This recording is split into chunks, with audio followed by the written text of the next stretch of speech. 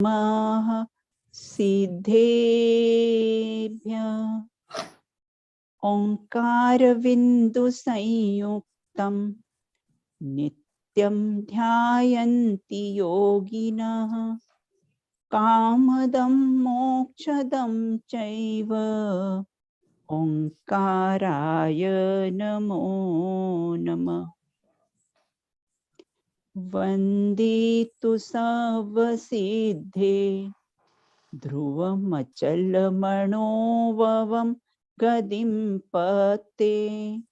ओच्छामि समय पाहुड मिणमो सुध केवली भणिदम्।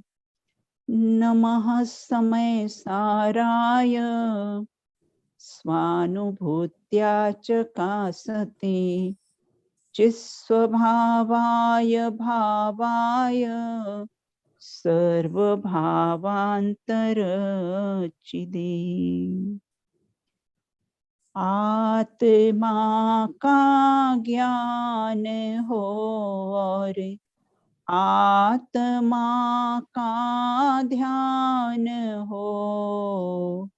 आत्मा से ही मेरी संसार में पहचान हो। आत्मा में दीन उदय हो। आत्मा में रात हो। आत्मा अनुभव में आवे। आत्मा की बात हो। आत्मा के ध्यान में ही मेरा पुनरुत्थान हो। आत्मा के ध्यान में ही मेरा पुनरुत्थान हो। भगवान महावीर का जब निर्वाण हुआ उसके बाद फिर उस मोक्ष मार्ग के झंडे को गौतम गंधर ने संभाला। लेकिन जब गौतम गंधर जी का निर्वाण हुआ तो कुछ झिलमिल सितारे चमकने लगे और उसी में हम मोक्ष मार्ग को ढूंढने लगे। उसमें से कोई कहता है कि मैं प्रमत्त हूं, कोई कहता है कि मैं अप्रमत्त हूं। लेकिन उसी समय एक ऐसे तत्ववेता का जन्म हुआ जिन्होंने कहा कि मैं प्रमत्त भी नहीं हूं, मैं अप्रमत्त भी नहीं हूं, मैं तो एक ज्ञायक भाव हूं। ऐसे तत्ववेता हमारे अध्यात्म के क्रांतिकारी आचार्य कुंद देव और उसी की परंपरा को आगे बढ़ाते हुए हमारे पूज्य गुरुदेव श्री ने छठवीं गाथा उनको बहुत प्रिय थी और बारंबार कहते थे कि मैं प्रमद मतलब मैं पर्यायों से पार तत्व हूं बस। तो इस प्रकार से वो ज्ञायक भाव की ही महिमा बताई है और वही आचार्य कुंद देव द्वारा विरचित यह समय सार के संवर अधिकार में अपनी चर्चा अपने टॉपिक अपना है। भेद ज्ञान किससे कहते हैं, भेद ज्ञान कैसे करना, भेद ज्ञान कब तक करना और उस भेद ज्ञान का फल क्या है, रिजल्ट क्या है, उस पर अपन चर्चा प्रारंभ की थी। तो पूर्व में भेद ज्ञान किसे कहते हैं, बोले देह भिन्न है आत्म भिन्न है, दोनों में मतभेद है, एक समझता रहा अनादि का इसी बात का खेद है। बस इसी का नाम कैसा है, भेद ज्ञान है। निज को निज और पर को पर जान। फिर भेद, फिर कैसा है, दुख का नहीं लेश निशान। फिर कैसे करना, तो कैसे करने में अपने 5 प्रकार के एंटीबायोटिक्स ली थी, जिसमें पहले एंटीबायोटिक्स तो जो हमसे अचेतन पदार्थ हैं, जो क्षेत्र से दूर हैं, उनसे मैं भिन्न हूं।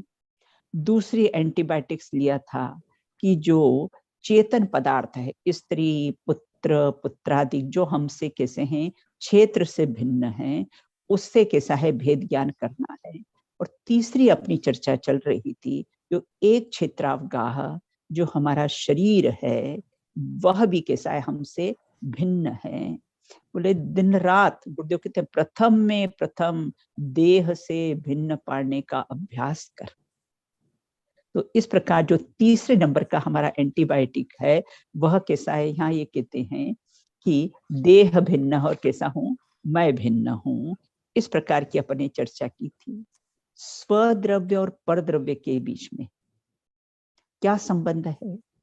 बोले स्वद्रव्य स्वद्रव्य है, परद्रव्य परद्रव्य है, और स्वद्रव्य और परद्रव्य के बीच में नास्ति सर्वोपि संबंध, मेरा इनसे कुछ भी संबंध नहीं है।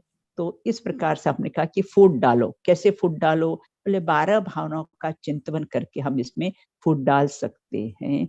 उसके बाद ये शरीर, इस शरीर के साथ मल कैसा भेद ज्ञान करे इससे। ये शरीर के प्रति इतनी आसक्ति है, इतना अपनापन है, तो कैसे ये आसक्ति टूटे? तो बोले आसक्ति एकमात्र उस शरीर के स्वरूप का विचार करेंगे और उस देह से भिन्न हमारे आत्म स्वरूप का विचार करेंगे तो ही हमारी कैसी है ये आसक्ति टूटेगी। ये शरीर कैसी मल की फैक्ट्री, शरीर क्या है, मल की फैक्ट्री है।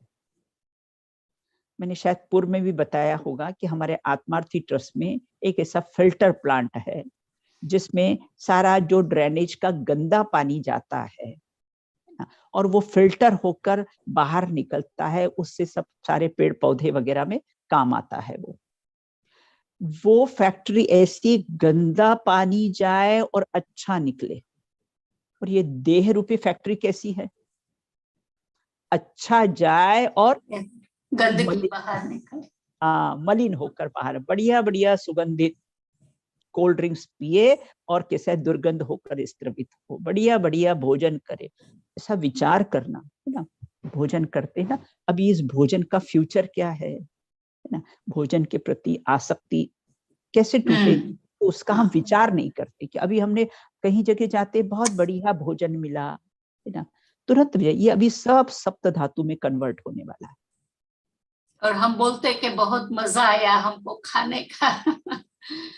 और अगर उसका विचार करें तो इसका फ्यूचर क्या है, ये बहुत बढ़िया भोजन किया, अभी सप्त धातु में कन्वर्ट होने वाला है।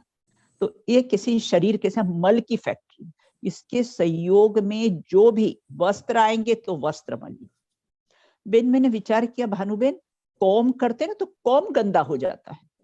हाँ, हाँ। इस देह के संयोग में जो जो भी वस्तुएं आती है वह सब कैसी है, सब मलिन हो जाती, सब अपवित्र हो जाती। और ऐसी देह करे कि मैं यारी, ऐसी देह से कैसी है, यारी करने लायक है, दोस्ती करने लायक है। और ये देह हमारी लगती क्या है, क्या रिश्तेदारी है हमारी इससे, हमारी मम्मी है, हमारी मौसी है, हमारी चाची है, ये क्या लगती है, इसको क्या रिश्ता दे इस देह को? बोले नास्ति सर्वोपि संबंध, इसका हमारे साथ कैसा है, कोई भी संबंध नहीं है। बिल्कुल समाधि तंत्र है ना, उसमें ऐसा लिखा है, देह नहीं हूं, देह का कारण नहीं हूं, देह की कारिता नहीं हूं, मतलब त्रिकाल में मैं इससे कैसा हूं, भिन्न हूं। देखो रावण सीता से क्या चाहता था, धन दौलत राज्य वगैरह क्या चाहता था, वो तो एक ही बात।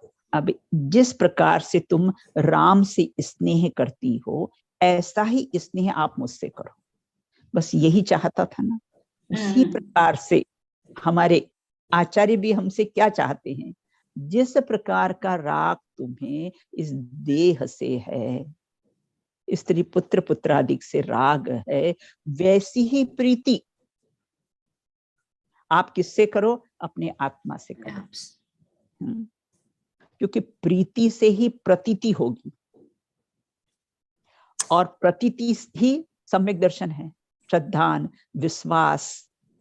तो उसी से किसा, यही तो चाहते ना उसमें ने, तत्प्रति प्रीति चित्तेन, यहाँ कहते हैं आत्मा प्रति प्रीति चित्तेण, हाँ, भावी निर्वाण भाजनम, भविष्य में वो कैसा निर्वाण को प्राप्त होगा। बिल्कुल। तो इस प्रकार से यहाँ ये कहते हैं कि जैसे प्रीति हमें इस देह से है, वैसी ही प्रीति हम अपनी आत्मा से करें। तो कब करेंगे? कि जब दोनों का स्वरूप जाने, दोनों का स्वरूप जानकर भेद ज्ञान के बिना ऐसी प्रीति नहीं हो सकती है। अपने हाथों ये से समयसार गाथा 23 में लिखा है, हे दुरात्मन, हे आत्मघात करने वाले। बहुत कठोर शब्द कहे हैं आचार्य, कहीं कहीं जगह तो बहुत कोमल, ऐ कथम अपि व्रतवा, कहीं कहीं जगह तो बहुत कोमल शब्दों में संबोधन किया है, और कहीं कहीं कई जगह हे दुरात्मन, हे आत्मघात करने वाले, तुझे आत्मा दिखाई क्यों नहीं देता है? और उसमें कहना हे अंध प्राणी, अंधा हो गया है। तो अपन अंधे हैं? बोले हमारी तो 2 आंखें हैं, हमारी तो 2 आंखें हैं ना। हम अंधे कैसे हैं? बोले देखने वाले को देखता नहीं है, जानने वाले को जानता नहीं है। इसलिए क्या कह दिया? हे अंध प्राणी, क्यों तुम गांधारी बनकर आंखों पे पट्टी तुमने बांध रखी है? क्या चेहरा खो गया है या आईना धुंधला गया है? बोले न तो चेहरा खोया है, न तो आईना धुंधलाया है, बस देखने वाले का उपयोग पर में खो गया है, इसलिए दिखाई नहीं देता है। एक बहन ने हमसे पूछा, यदि आत्मा दिखाई नहीं देता है, तो भानु बहन, मैंने उनको कहा वो दिखाई नहीं देता है कि तुम देखते नहीं? दिखाई तो हम देखते नहीं, हमारी दृष्टि और कुछ देखते हैं।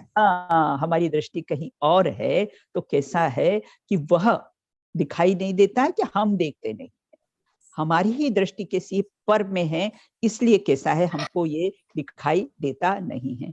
वो एक बालकों का वो कविता आती है ना, बोलते हैं ना कि जागतो जीव उभो छे, क्या जाए छे, और लालचंद भाई बोलते कि जाननारो जनाय छे। हाँ, वही जना रहा है ना, दूसरा कोई जना, तू ही देखते हैं। वो तो हाजरे हजूर तत्व, गुरुदेव जी कहते हैं हाजरे हजूर तत्व, निरंतर ज्ञान की प्रतिपल उठे तरंग, झांकता उसमें आत्म राम। तो इस प्रकार वो निरंतर दिखाई दे रहा है, लेकिन अपने को कहते हैं आचार्य के हे अंध प्राणी, तू देखने वाले को देखता नहीं है, जानने वाले को जानता नहीं है, इसलिए अपने को अंधा कह दिया है। बालकों के बाल पोथी में बिन पढ़ा था ना, एक जिज्ञासा उत्पन्न करी है। क्या जिज्ञासा उत्पन्न करी है? भारती बेन क्या जिज्ञासा उत्पन्न करी है? एक जिज्ञासा उत्पन्न करी है। क्या? मुझे देखना है आत्मदेव कैसा है, कैसा है, क्या करता है, मुझे देखना है आत्मदेव कैसा है।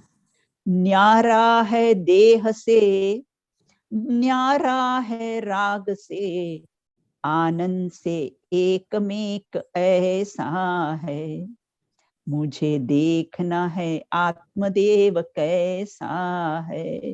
वो तो निरंतर दिखाई दे रहा है, लेकिन हम कैसे हैं? देखते नहीं है उसको, है ना। और दिखाई नहीं दे रहा, ये भी किसने देखा? दिखाई नहीं दे रहा है, ये भी किसने देखा? तो दिखाई दे रहा है ना, दिखाई दे रहा है। वो गुरुदेव को किसी ने पूछा था ना, आंख बंद करूं तो नहीं देखता है। बराबर, बिल्कुल। तो बोले आंख बंद कर, अंधारू को ने दिखाई छे, किसने जाना? तो ये दिख तो रहा है ना, बिल्कुल ना। लेकिन ये विश्वास, ये गेयों की लुब्धता में अपना गायक के साथ छुप गया है। बस वो गे दिखाई देते हैं, और वो गे को जानने वाला जो गायक हूं, मैं हूं, बिल्कुल ना, उसकी प्रतीति और श्रद्धा नहीं होता है अपने को। और बस वही प्रतीति और वही श्रद्धा करना है। प्रत्येक गे दिखे ना, है ना। गेयाकार ज्ञान में भी ज्ञान कलाकार है, जितने भी गेय दिखाई दे रहे हैं उसमें कलाकार कैसा है, ज्ञान ही कलाकार है, ज्ञान ही दिखाई दे रहा है, ज्ञान ही जाकर। तो ज्ञानी को कि अज्ञानी को, बोले बधा, बधा नहीं, है ना, दिखाई तो सबको दे रहा है। हाँ, हाँ, चाहे ज्ञानी हो तो चाहे देखे उसको दिखाई देता है। बस बस बिल्कुल, है ना। ये तो ज्ञानी कह, सही। हाँ, ज्ञानी कहता है मुझे 8 कर्मों से सहित आत्मा दिखाई नहीं देता है, और अज्ञानी कहता है मुझे 8 कर्मों से रहित आत्मा दिखाई नहीं देता है। तो बोले हाँ, तो बोले तू कौन से चक्षुओं से देख रहा है? बोले तू चर्म चक्षुओं से देखेगा तो तुझे 8 कर्म से सहित दिखाई देगा, और अनुभव रूपी चक्षुओं से देखेगा तो 8 कर्म से कैसा है, रहित दिखाई दिखा, बिल्कुल, है ना। और कहाँ दिखेगा? मैं स्वानुभव में देख लूं आत्म स्वयं भगवान है। कहाँ दिखाई देगा? बस एकमात्र स्वानुभव चकासते, देव भूत्या चकासते भानुबेन नहीं लिखा है, गुरु भूत्या चकासते नहीं लिखा है, शास्त्र भूत्या चकासते नहीं लिखा है।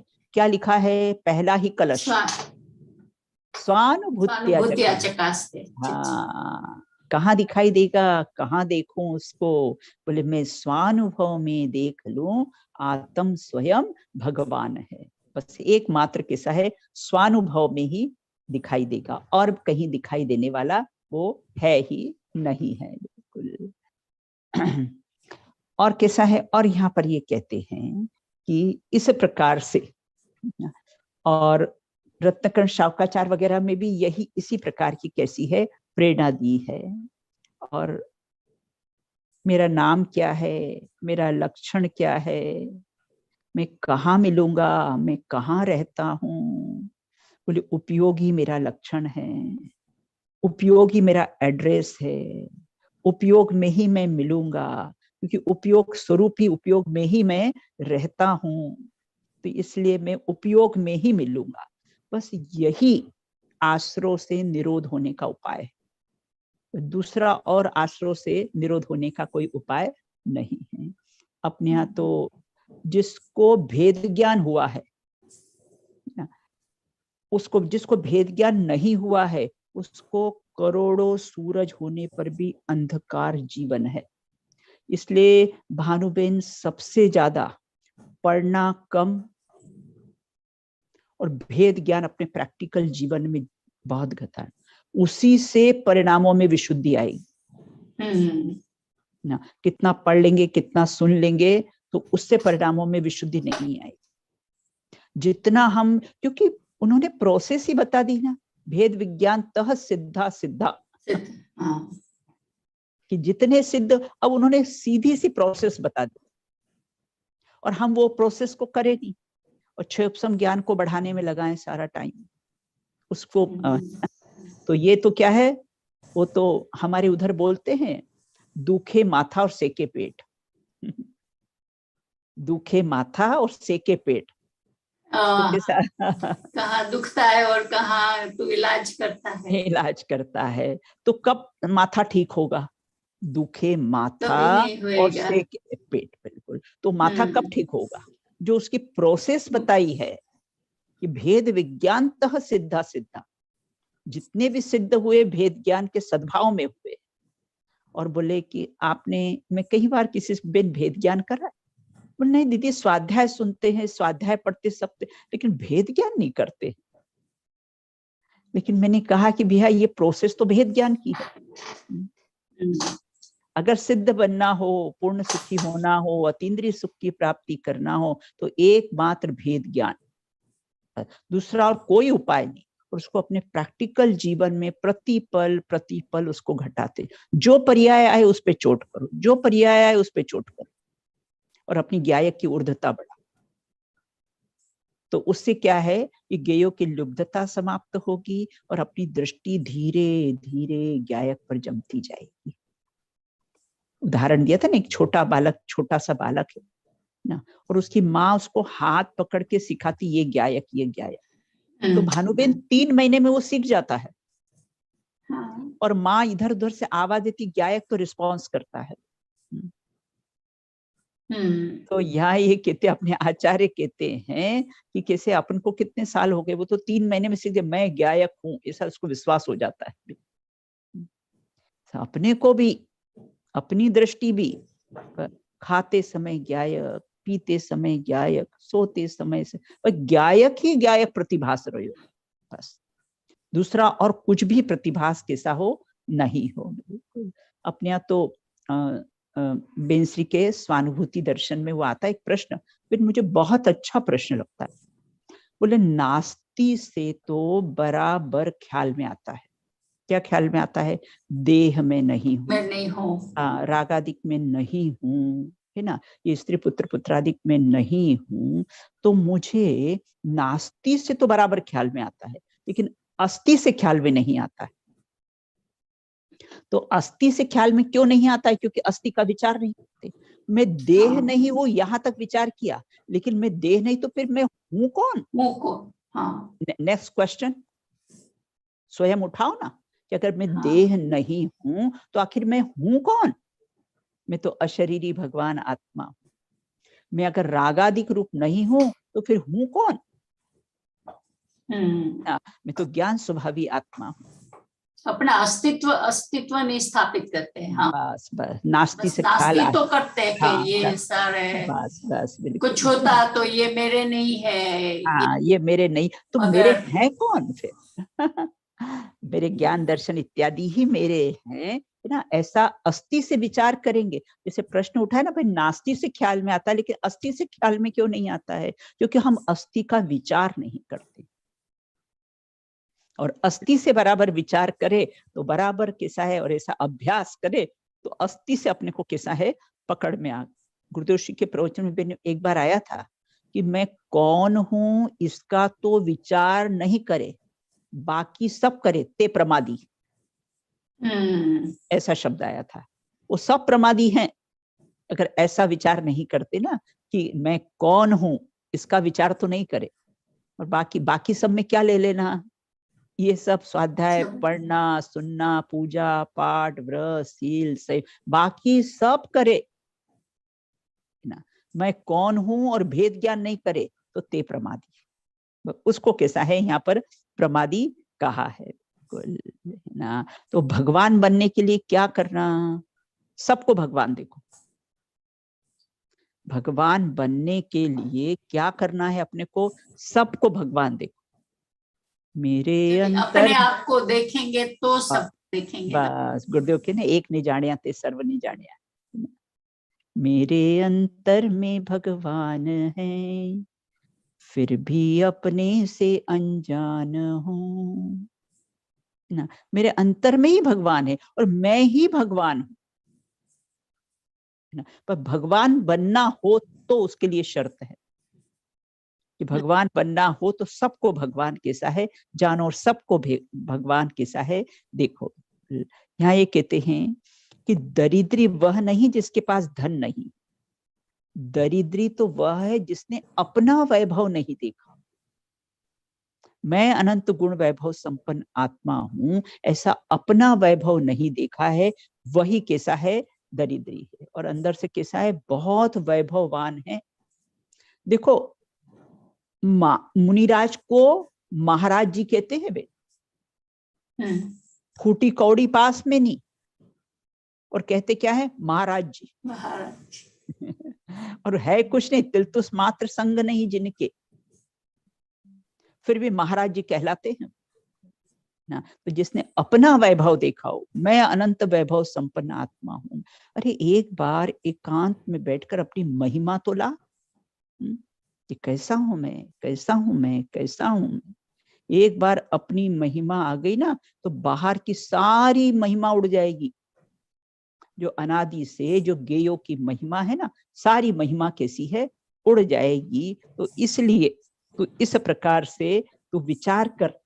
देखो वर्तमान शरीर से मोह का परिणाम होगा ना, वर्तमान शरीर से मोह का परिणाम होगा ना, तो क्या होगा अनेक भाव में अनेक शरीर मिल जाएंगे, और वर्तमान शरीर से अगर भेद ज्ञान करेगा ना तो अशरीरी हो जाएगा। तो जो वर्तमान शरीर है हमारा ना, और उसी से हमको मोह है, और वर्तमान शरीर से भेद ज्ञान करेंगे तो कैसे हैं अशरीरी, तो तीसरे समय दूसरा शरीर तैयार बेन, लेकिन शरीर छूट नहीं जाए, शरीर छूट जाएगा, अरे क्या तीसरे समय दूसरा तैयार मिल जाएगा। और तीन समय भी बेन उत्कृष्ट हैं, अगर रिजु गति से गमन हो ना तो एक ही समय में दूसरा मिल, एक ही समय में दूसरा शरीर मिल जाएगा, है ना। तो क्या इस शरीर की, जो शरीर से अपने भेद ज्ञान की चर्चा चल रही थी, हाँ, तो इस प्रकार से यहाँ ये कहते हैं कि अब चौथा अपना चौथा भेद ज्ञान अपना कौन सा था कि जो हमारी परिणाम नहीं ये हाँ कैसे करना, भेद कब तक करना, हाँ बिल्कुल कब तक करना बाद में, पहले भेद ज्ञान कैसे करने में अपने 5 एंटीबायोटिक्स लिए थे ना, हाँ, तो अपना कैसे करना? अब अपना चौथा एंटीबायोटिक, अपना चौथा नंबर का एंटीबायोटिक रागादिक भावों से बिल्कुल। तो यहाँ ये कहते हैं क्योंकि पहले ही गाथा में 180 मिला, वहां भाव कर्म से मैं भिन्न हूं, शरीर आदि की बात कही तो मैं 9 कर्म से भिन्न हूं, और यहाँ कैसे हैं भाव कर्म से कैसा हूं मैं भिन्न हूं। हाँ, उव ओ 181 गाथा, उव ओगे उव ओगो कोहादिसु नथि कोवि उव ओगो कोहे कोहो चेवही उव ओगो नथि खलु कोहो। उपयोग में उपयोग है, उपयोग अर्थात मैं, उपयोग अर्थात मैं मेरे में हूं, क्रोध क्रोध में है, क्रोध मेरे में नहीं है और मैं क्रोध में नहीं हूं। इस प्रकार से यहाँ ये कहते हैं देखो उपयोग में उपयोग है का क्या अर्थ है, 2 उपयोग आए ना, उपयोग में उपयोग है अर्थात कैसा है, एक उपयोग, उपयोग में उपयोग है ना, अर्थात उपयोग उपयोगवान में ही रहता है ना, उपयोग उपयोगवान से बाहर जाता ही नहीं है, उपयोग में उपयोग, एक द्रव्य स्वभाव एक पर्याय स्वभाव ऐसा भी ले सकते हैं, लेकिन यहाँ पर ऐसा अपने को भेद नहीं कर, मैं तो उपयोगवान हूं, उपयोग में उपयोग है बस, उपयोग उपयोग से बाहर दीदी यहाँ उपयोग में उपयोग है, तो पहला उपयोग अपना आत्मा लेना के नहीं, उपयोग पहला तो आत्मा ही आएगा ना, उपयोग में फिर उपयोग है, उपयोग ज्ञान हाँ फिर उपयोग मतलब उपयोग उपयोगवान में ही है, उससे बाहर कहीं जाता ही नहीं, उपयोग का इस प्रकार से यहाँ ये कहते हैं कि उपयोग में उपयोग है, मतलब उपयोग उपयोगवान में ही है, अभी हमें कोई द्रव्य पर्याय का भेद करना ही नहीं है, बस मैं तो उपयोग स्वरूप ही हूँ। तो इस प्रकार से यहाँ ये कहते हैं, बहुत से लोग कहते हैं ना उपयोग को सूक्ष्म करो, उपयोग को सूक्ष्म करो, उपयोग को सूक्ष्म करो का क्या अर्थ है, उपयोग को सूक्ष्म करो अर्थात कैसा है, बस उपयोग को उपयोगवान में धर दो, बस इसका नाम है उपयोग को सूक्ष्म करो, बस बिल्कुल है ना। अंदर में जो ज्ञान स्वभावी आत्मा है परिणति उस और झुके, परिणति उसको स्वीकार करे कि मैं उपयोगवान ही हूँ, उपयोग से बाहर रहता ही नहीं हूँ, बस इसी का नाम है उपयोग को सूक्ष्म करो। अब यहाँ ये कहते हैं कि 2 बात बताई, 2 कैंडिडेट्स खड़े कर दिए, उपयोग और क्रोध, 2 को खड़ा कर दिया है। देखो उपयोग कीमती है, विभावों को रोको ये विनती है, और स्वभाव में आओ ये उन्नति, बाकी लौकिक में और कोई भी उन्नति नहीं है बिल्कुल। तो इस प्रकार से जब जब भी क्रोध का परिणाम आए बेन, अब प्रैक्टिकल प्रयोग करना इस गाथा का, इस गाथा का जब जब भी क्रोध का परिणाम आए तुरंत इस गाथा को अप्लाई करो, तुरंत इस गाथा को खड़ी करो, मैं मेरे में हूं, क्रोध क्रोध में है, तो क्रोध क्रोध से अभिन्न है और मेरे से भिन्न है, और मैं मेरे से अभिन्न हूं और क्रोध से भिन्न हूं। ये क्रोधादिक का भाव आया ना, ये तो किसी सब आगंतुक भाव है, उपयोग को पलटना दो ना, उच्चारण सहित ऐसी गाथाओं को बोलेंगे ना, क्योंकि देखो बहन, जिस समय हमने बोला उस समय वो परिणाम कैसा है, पलट गया ना, वो तो चला गया, और अपनी दृष्टि किस पर जमेगी, अपने पर, अपनी गायक स्वभाव पर जमेगी, है ना। और वो तो कैसा है, सैल्यूट मार के जाने वाला परिणाम, वो पर्याय आई किस लिए, जाने के लिए आई है कि नहीं। समुद्र की लहरें उत्पन्न होती तो विलीन होने के लिए ही होती है। उसी प्रकार से यहाँ ये कहते हैं कि उपयोग, इस प्रकार पानी में तेल की बूंद रहती है ना, तो पानी में तेल की बूंद रहती है, पानी पानी में है और तेल की बूंद तेल की, दोनों एक में होते ही नहीं, कभी नहीं, फिर भी हाँ, वो सेपरेट ही रहेगी। हाँ, मिक्सी में कितना भी घुमा लो बेन, तो भी एक में नहीं होते। मिक्सी में कितना भी घुमा लो तो भी वो तेल और पानी कभी एक में होते नहीं, क्योंकि तेल तेल में है और पानी पानी में। उसी प्रकार उपयोग मतलब मैं मेरे में हूं और क्रोध क्रोध में, कभी एक हुए ही नहीं है ना। लेकिन दिखते तो हैं कि वह अपने में ही होते हैं ना। तो यहाँ ये कहते हैं कि इस प्रकार से एक ऊपर तैरती है, यहाँ उपयोग से अभिन्न हूं। देखो, क्रोध का उदय बंध का कारण नहीं, क्रोध का उदय बंध का कारण नहीं, क्रोध के उदय में क्रोधी हो वो बंध का। क्या कहा, क्रोध का उदय बंध का कारण नहीं ना, ये तो क्रोध कषाय कर्म का उदय आया है ना, वो बंध का कारण है कि क्रोध के उदय में क्रोधी होना, उसमें जुड़ गए ना हम, जुड़ गए, मैं क्रोधी, मैं मानी, मैं मायावी, इस प्रकार से कैसे हैं, जुड़ जाते हैं, तो वह कैसा है, बंध का कारण है।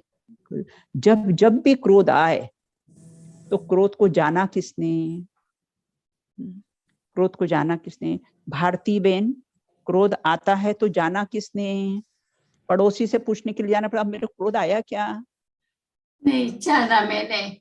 हाँ, किसने जाना, तो देखो क्रोध के समय भी मैं हूं ना, क्रोध के समय में भी, क्योंकि जाना किसने, जाना तो मैंने ना, ये क्रोध आया तो जाना किसने, मैंने जाना ना, और ये क्रोध चला गया तो भी किसने जाना, मैंने, मतलब आया मैं तो भी त्रिका, रहा।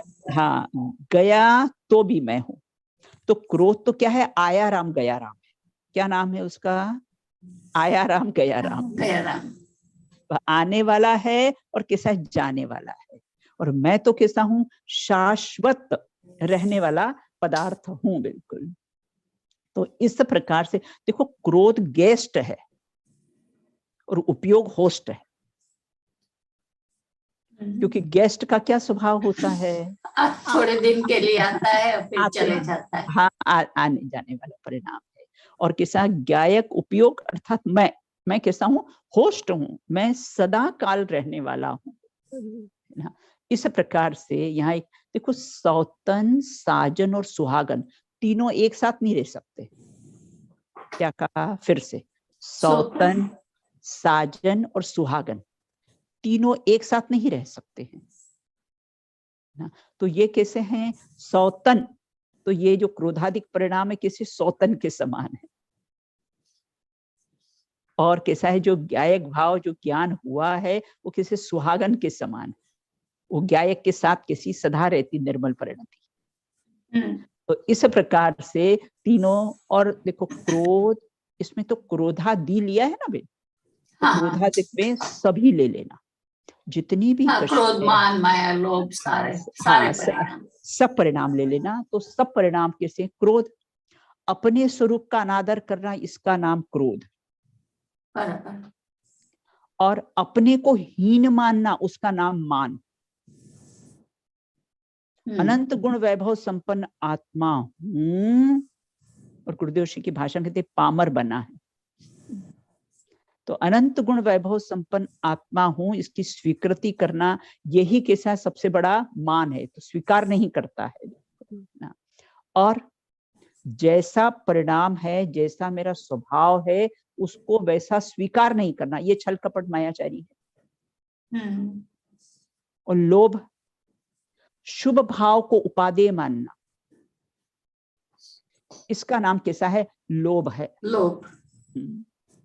जब जब भी ये मान कषाय वगैरह का परिणाम हो ना बेन, एक हिम्मत नगर के रजनी भाई हैं, वो एक उदाहरण देते हैं उदाहरण देते थे कि वो कैसे, जैसे बलून होता ना, फुग्गा है ना, समाज में जाओगे लोग आपको बहुत चढ़ाएंगे, आप बहुत अच्छे वक्ता हो, बहुत अच्छे हो, ये हो, सब तुमको बहुत फुलाएंगे बिल्कुल, लेकिन तुम पीछे से मार दो स्वभाव की, पिन लगा के रखना, ताकि वो हवा अपने में भरे नहीं। वो बलून में है ना, तुम पीछे से अगर एक पिन लगा के रखोगे तो वो किसी बलून में हवा भराएगी नहीं। तो उसी प्रकार यहाँ ये कहते हैं कि बहुत मान मिला, अरे मान मिला जी भर भर के, अपमान मिला जी भर भर के, इस मान अपमान के खेल में मैं मार्दव रहता हूँ, मैं मार्दव रहता हूँ। बहुत मान दिया। देखो कैसा प्रैक्टिकल इसका प्रयोग करना है। आपको बहुत मान सम्मान मिला है ना, और किसी ने आपको मान सम्मान नहीं दिया तो कैसे है? किसी ने थैंक्स, आपने बहुत अच्छा कोई काम किया और आपको थैंक्स नहीं कहा है। किसी ने कोई गलती करी है, उसने आपको सॉरी नहीं कहा है। तो किसी से कोई शिकायत नहीं करना। अपने यशस कीर्ति और अपने अपयश कीर्ति कर्म के उदय का विचार करके सहज और समता भाव धारण कर।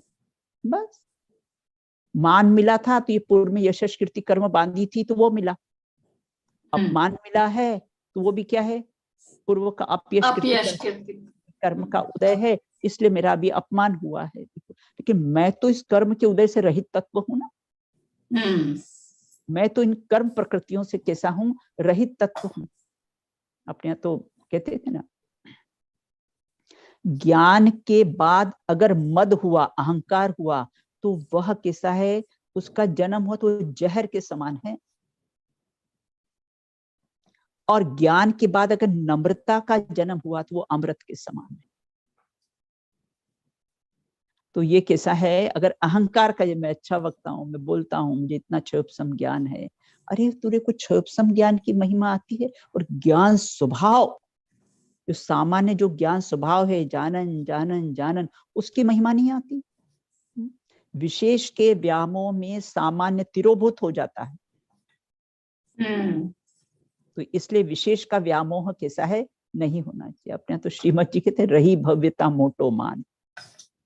सब एक एक क्रोध कषाय पे विचार करना, फिर मान कषाय पर कैसा है विचार करना। बिल्कुल आचार्य अपने को कहते हैं कि तुम में रत्नत्रय प्राप्त करने की योग्यता है। ये सबसे बड़ा अभिनंदन अपना कर रहे हैं, टीका लगा रहे हैं अपने को, स्वागत कर रहे हैं अपने को कि तुम में रत्नत्रय प्राप्त करने की योग्यता है। जगत का मान अपमान तो सब राग द्वेष मिश्रित है, जो मिलता है ना वो सब ना। और वर्तमान में तो कहाँ इतना पुण्य है। देखो गुरुदेव जी ना, उनका अभिनंदन ग्रंथ सब लोगों ने मिलके छपवाया, और आजकल तो बेन इतना पुण्य नहीं, अपना अभिनंदन ग्रंथ अपने को ही छपाना पड़ता। इतना इतना अपना पुण्यहीन हो गया है। तो गुरुदेव जी का पुण्य था इतना तीव्र, परिणाम पवित्र थे ना बेन, बिल्कुल।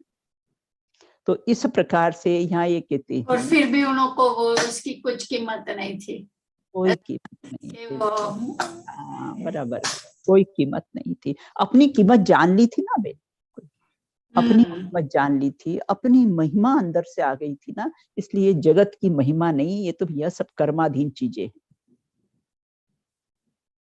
तो इसलिए ये कषाय आदि के परिणाम होते अपने में हैं, लेकिन संभल के रहना अपने घर में छुपे हुए गद्दारों से।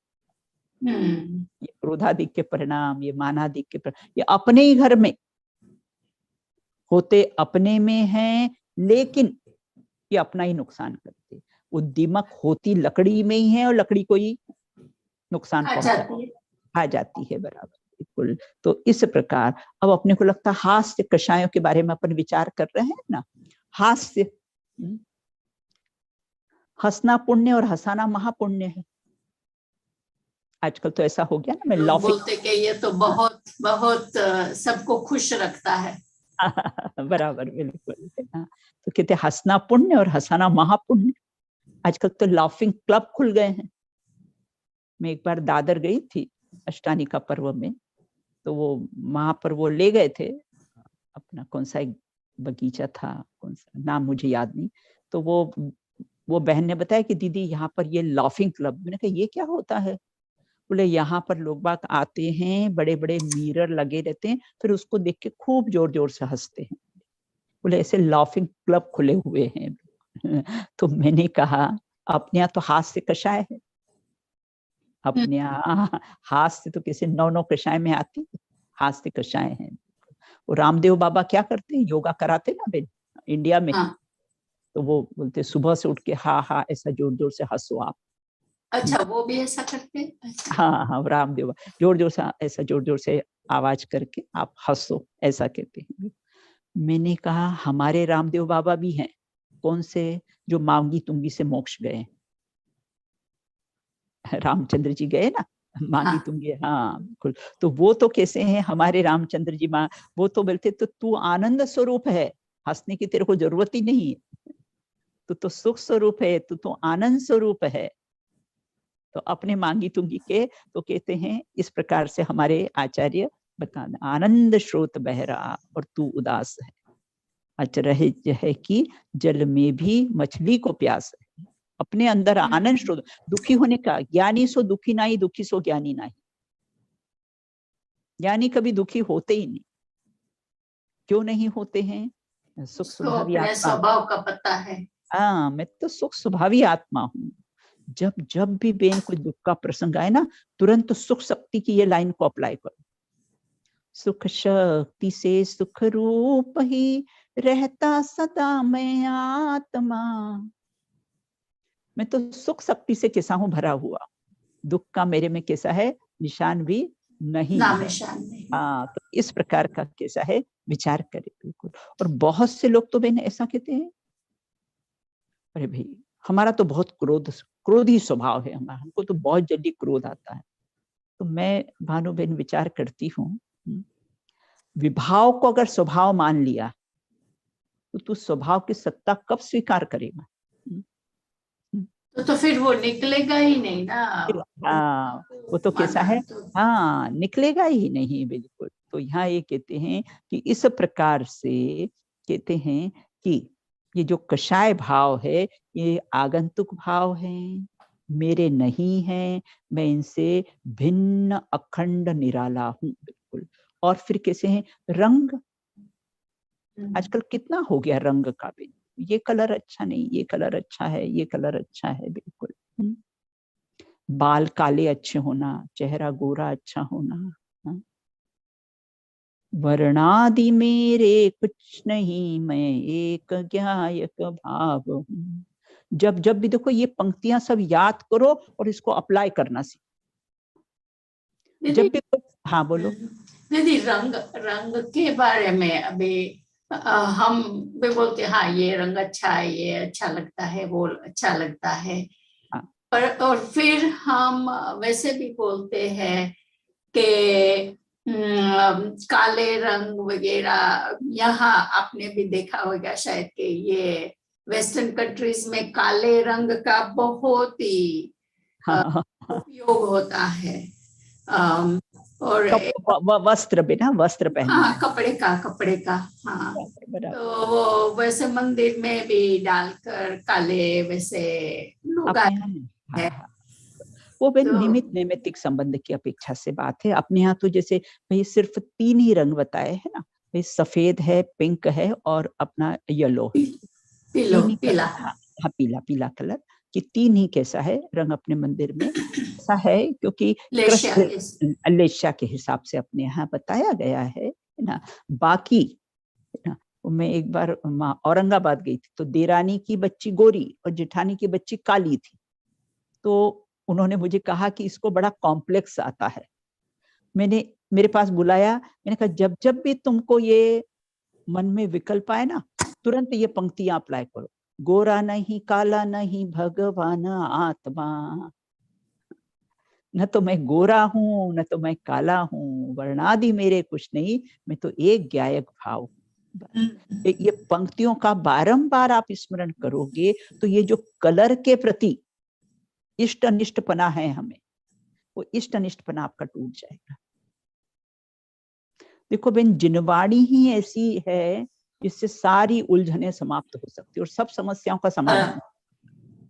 दूसरा और किसी से भी कोई समस्याओं का समाधान नहीं होगा बिल्कुल। तो यहाँ कहते हैं सभा में भी किसी को कुछ भी दीदी पढ़ाते हैं, फिर बीच में किसी को क्वेश्चंस हो गए सभा में भी तो पूछ सकते हैं। हाँ हाँ, बराबर पूछ सकते, बराबर पूछ सकते हैं। ये तो हमारा ऐसे ओपन सेशन है। हाँ हाँ, बराबर, जिसको भी कोई प्रश्न वगैरह सभा में किसी को भी हाँ बराबर बिल्कुल है ना, सभा में पूछ सकते हैं। सभा के बाद भी अपन 5 मिनट पहले बंद कर देंगे ना, तो उसमें भी आप पूछ सकते हो, आपको प्रश्न कोई पूछना हो। तो इस प्रकार से यहाँ ये कहते हैं कि ये जो कषाय के परिणाम हैं, जो क्रोधादिक के परिणाम हैं, उनसे मैं रहित तत्व हूँ। मैं तो उपयोगवान हूँ, उपयोग स्वरूप ही हूँ। इसका मतलब ये उपयोग उपयोग में है और क्रोध क्रोध में है। देखो, खून के दाग खून से नहीं धुलते हैं, उसको धोने के लिए स्वच्छ पानी की जरूरत पड़ती है। क्रोधादिक के परिणाम आएंगे तो किसको खड़ा करना? क्षमा स्वभावी आत्मा को खड़ा। हाँ, जब जब भी क्रोधादिक के परिणाम में आए, जिस समय हो क्षमा दृष्टि, क्रोध थर थर कांपता है। उर में क्षमा भाव को लख, छोड़ खुद ही भागता है, छोड़ खुद ही भागता है। सब ये पंक्तियों को याद कर लेना और फिर जब भी जो परिणाम है उसमें चोट करना। जो भी परिणाम है उस समय उसको वहां पर अप्लाई करो। अपने को ऐसा लगता है ना भानुबेन कि याद नहीं रहता है, कि हम याद नहीं करते हैं समय समय पर। हम नहीं याद करते हैं ना, हम बराबर याद करते हैं। फिर भी दीदी सच्ची बात बोलो, मैं इतना याद करती हूँ मगर फिर एक याद करो तो दूसरा भूल जाती हूँ। बराबर। वो इसका अभ्यास, इसका भी अभ्यास करना पड़ेगा। तो आप इसका भी अगर अपने को एक बार अभ्यास हो जाएगा ना, तो फिर जिस समय जो भी परिणाम आएंगे ना, उस समय अपने को ज्ञायक की ऊर्ध्वता रहे। वैसे शब्दों में आ जाता है मगर हाँ, बराबर। अब हमारे यहाँ जो बालिकाएं हैं, आत्मार्थी कन्या विद्या निकेतन, बालिकाओं को बहन कहते भी हैं, कहना भी पड़ता है, अच्छा बुरा तो सब कुछ कहना पड़ता है। हाँ, पढ़ाते तो बोलना पड़ता है। लेकिन कहते हुए भी अंदर में बहन ये आवाज आती कि मैं ये वाणी का करता हूँ, ये भाषा वर्गणा है ना, ये पुद्गल की पर्याय है और मैं इससे भिन्न तत्व हूँ। तो क्या रात को आपको याद करते थे, हम स्वाध्याय करते थे, हम बोला देखो दीदी कितना उनको अभ्यास हो गया कि बोलते वक्त भी बोलता नहीं। हाँ बस बिल्कुल, यही बहन अपने को अभ्यास करना है। अब यही अपने को अभ्यास, और इसी से परिणामों में विशुद्धि बढ़ेगी। हाँ, तो यही कैसा है, अपने को अभ्यास करना है। देखो एक प्रश्न और आया था इसमें, उपयोग और अनुभूति में क्या अंतर है? उपयोग और अनुभूति में क्या अंतर है? तो उपयोग तो कैसा है बेन, जीव का लक्षण है, उपयोग और लक्षण, ज्ञान दर्शन के पर्याय। हाँ, और ये कैसी है, ज्ञान दर्शन दो गुण की पर्याय। तो इस प्रकार कोई उपयोग और अनुभूति को एक नहीं जाने, उपयोग और अनुभूति में कैसा है, अंतर पाया जाता है। तो क्रोध आए तो फिर क्या करना बेन, है ना। बाबू भाई जी थे ना अपने फतेहपुर वाले, नाम सुना होगा ना, गुरुदेव। बड़े बाबू जी, बड़े बाबू भाई, छोटे, हाँ बड़े बाबू भाई। हाँ, तो कहते थे ना, आत्मा में राग नहीं तो रोग क्या थी होए। जब राग ही नहीं है तो रोग कहाँ से मेरे में होगा? मेरे में तो कैसा है, हो सकता नहीं है बिल्कुल। क्रोध की ताकत नहीं कि वो विकल्पों को हटा दे। क्या कहा फिर से? क्रोध की ताकत नहीं कि वो विकल्पों को हटा दे, और निर्मल पर्याय की ताकत नहीं कि विकल्प को रखे। बहुत बढ़िया। तो दोनों की किसी अपनी अपनी ताकत है। अपने यहाँ तो किसी की पंक्ति है वो, तेरी रुई में 4 बिनोले, क्रोध मान माया अरु लोभ, पहले इनको चुन चुन चुन, धुन रे धुनिया अपनी धुन, निज को निज में गुन गुन गुन, धुन रे धुनिया अपनी धुन। तो जब भी आए क्रोध आए तो ऑपरेशन करना बेन। क्रोध आए, क्रोध का एक परिणाम आए तो उसका ऑपरेशन करो। क्या ऑपरेशन करे, कैसा ऑपरेशन करे? कि यह जो क्रोध का परिणाम आया है, इसका अंतरंग कारण कौन है और इसका बहिरंग कारण कौन है? तो अंतरंग कारण तो क्रोध कषाय कर्म का उदय। अंतरंग कारण तो क्या हुआ? क्रोध कषाय कर्म का उदय। और बहिरंग कारण क्या हुआ? अपमान किया, किसी ने अपशब्द बोले, किसी ने हमारा कहना नहीं माना, है ना? ये एक ऐसा उसका बहिरंग कारण है। तो लेकिन जो मुनिराज होते हैं, जो ज्ञानी धर्मात्मा होते हैं, उनको अंतरंग कारण और बहिरंग कारण दोनों मौजूद होते, फिर भी क्रोधी नहीं होते। क्रोध कषाय कर्म का उदय भी रहता है, और बाहर में किसी ने सिगड़ी जला दी, है ना, किसी ने तलवार से वार किया, किसी ने सर्प डाल दिया, तो उनको दोनों कारण होते, अंतरंग कारण और बहिरंग कारण। फिर भी कैसे हैं, उनको क्रोध नहीं आता है। क्यों? क्षमा स्वरूपो अहम। कैसा हूं मैं? मैं तो कैसा हूं? क्षमा स्वरूप है। क्रोध आने में स्वतंत्र है और मैं क्षमा भाव रखने में स्वतंत्र हूं। क्रोध आने में स्वतंत्र है और हम भेद ज्ञान करने में स्वतंत्र है। क्रोध और उपयोग के बीच में वज्र की दीवार है, ट्रांसपेरेंट। अपन कोई ऑफिस में जाते ना, ऑफिसर अंदर बैठा रहता है कैबिन के अंदर, तो बाहर एम्प्लॉइज रहते हैं, तो बीच में कैसी वज्र की दीवार है, प्रवेश नहीं कर सकते एक दूसरे में। वो क्रोध कैसा है, अपने में प्रवेश नहीं कर सकता। हाँ बिल्कुल, वज्र की दीवार कैसी है उसमें लगी हुई, लेकिन वो दीवार कैसी है? ट्रांसपेरेंट। एक दीवार हो बेन, बीच में एक तरफ सिंह खड़ा हो और एक तरफ कैसा हो, अपना ये हिरण हो, और बीच में वज्र की दीवार है, ट्रांसपेरेंट है। उस सिंह को वो दिख रहा है और सिंह झपट्टा मारता है, लेकिन वहां से वो हिरण उसको अंगूठा बताता है कि तुम आ सकते नहीं हो इधर, बीच में वज्र की दीवार है। इस प्रकार उपयोग और क्रोध में वज्र की दीवार है, क्रोध मेरे में प्रवेश कर सकते नहीं है, दिखाई देते। इसलिए प्रदेश प्रदेश भिन्नता बोला ना, यहाँ प्रदेश भिन्न है ना, दिखाई देते हैं, अपने में होते हुए दिखाई देते हैं। मल मूत्र अपने में होते हैं, अपन अपना मानते हैं? नहीं मानते ना, दिखाई देते हैं, लेकिन वे मेरे है नहीं है। दोनों बिल्कुल भिन्न भिन्न तत्व है। इसलिए उपयोग उपयोग में है और मैं मेरे में हूँ, क्रोध क्रोध में है और मैं मेरे में हूँ।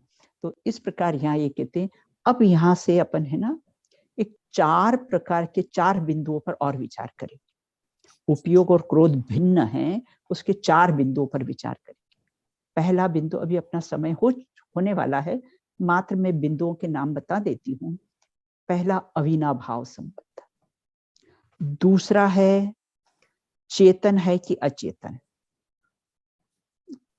उपयोग चेतन है कि अचेतन, क्रोधादिक चेतन है कि अचेतन। तीसरा बिंदु होगा उपयोग नित्य है कि अनित्य, और क्रोधादिक नित्य है कि अनित्य। और चौथा बिंदु होगा उपयोग स्वाधीन है कि पराधीन, वो क्रोधादि स्वाधीन है कि पराधीन। इस प्रकार से किसी हैं 4 बिंदुओं पर अपन नेक्स्ट अपनी जो क्लास होगी उसमें इन 4 बिंदुओं पर अपनी चर्चा करेंगे।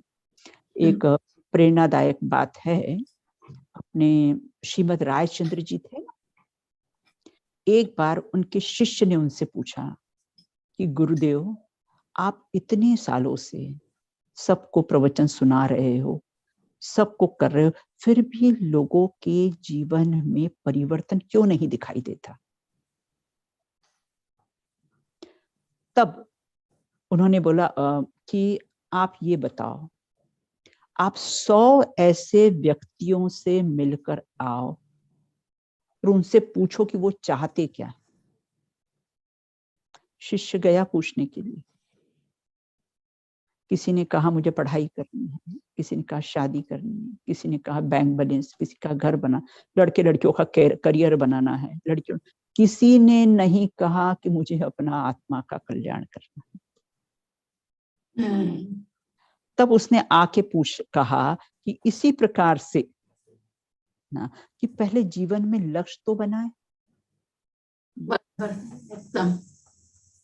लक्ष्य तो बनाए कि आखिर करना क्या है।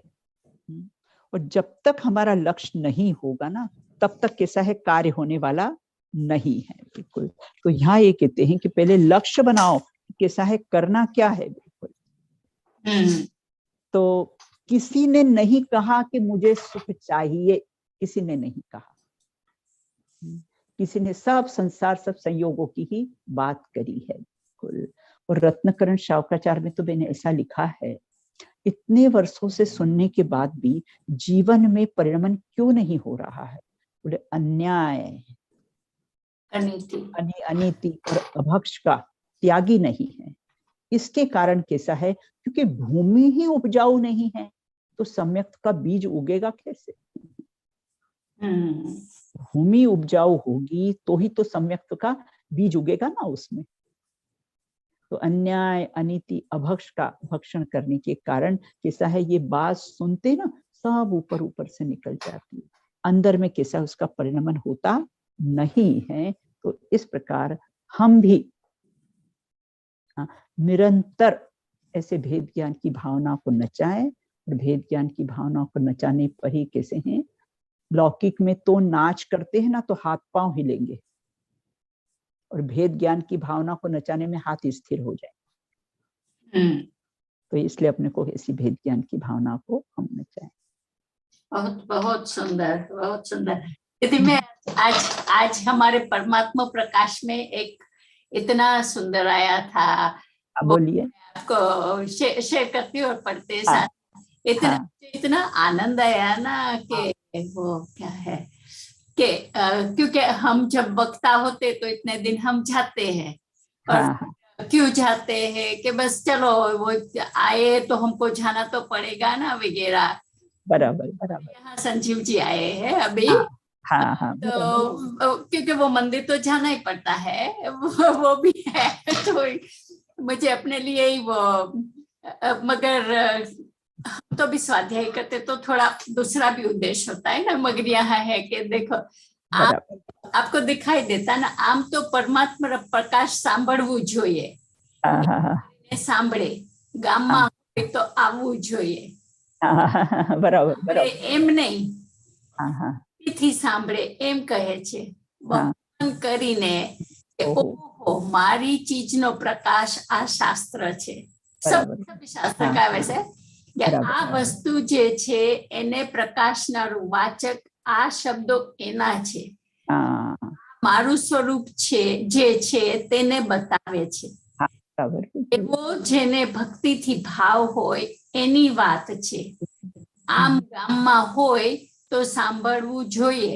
ટાઈમ થાય એટલે ત્યાં જવું જોઈએ, બરાબર, ભક્તિથી નથી, એ તો તરીકે કરે છે। बराबर, बहुत सुंदर। बिल्कुल, आचार्य तो ऐसी ही प्रेरणा देते हैं अपने को। कोई प्रश्न है? किसी को क्वेश्चन है? तो जिनवानी स्तुति ले लेते। किसी को नहीं है क्वेश्चन? हाँ बराबर, बिल्कुल।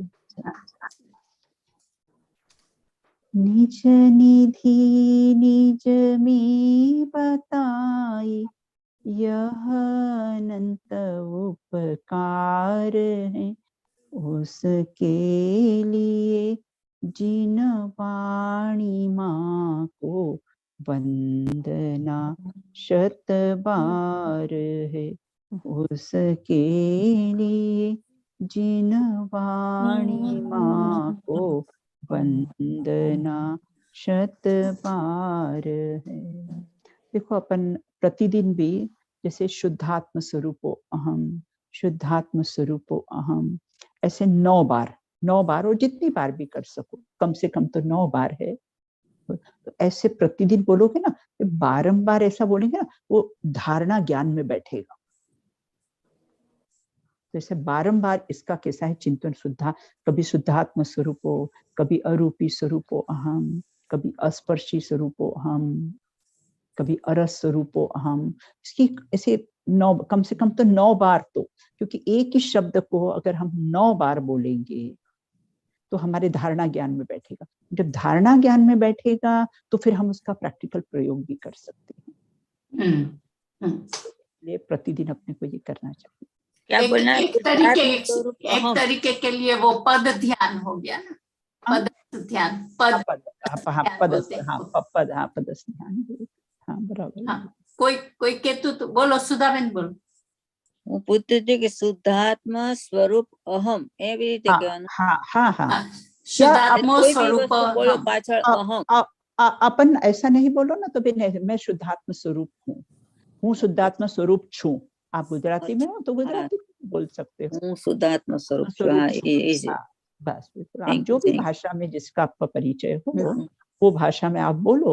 तो बारंबार भी ऐसा, मतलब 9 बार बोलेंगे जिसका वो धारणा ज्ञान में अपने बैठेगी ये चीजें। और अगर अपन मात्र एक बार बोल लेंगे तो इतना धारणा ज्ञान में नहीं बैठने वाला है।